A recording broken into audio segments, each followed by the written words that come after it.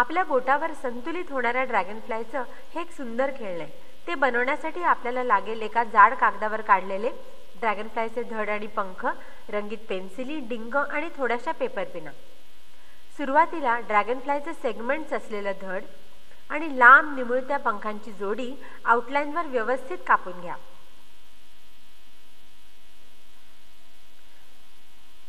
नंतर पंख सुंदर रंगवून घ्या. निसर्गात दिसणारे ड्रॅगनफ्लाईज अगदी सुंदर रंगांचे असतात. गुलाबी, निळसर असे त्यांचे पंख असतात. आता पंखांच्या मधोमध थोडासा डिंक लावून घ्या आणि धड दाखवल्याप्रमाणे काटकोनात पंखांना चिकटवून घ्या. आता ही ड्रॅगनफ्लाय जर अशीच आपण बोटावर संतुलित करायला गेलो तर ती होणार नाही. ती तशीच संतुलित होण्यासाठी पंखांच्या टोकाला 2-3 किंवा लागतील तशा पेपर पिना बसवून घ्या. त्याचं डोकं थोडंसं खाली झुकवा, पंखही खाली झुकवा आणि शेपटी छान वर वळवा. आता ते जर आपण आपल्या बोटावर ठेवलं तर बघा किती सुंदर संतुलित होते ते.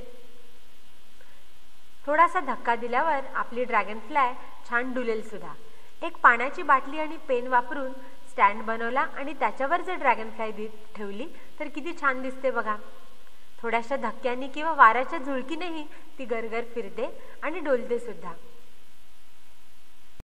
पेपर पिनांच्या वजनामुळे ड्रॅगनफ्लायचा गुरुत्व मध्य खाली होतो आणि ती संतुलित राहते. इकडे तर पहा 2-2 ड्रॅगनफ्लाईज केले. एखाद्या खळा झाडाच्या फांदीवर सुद्धा या ड्रॅगनफ्लाईज ठेवून वाऱ्याच्या झुळकीबरोबर त्या छान फिरतील.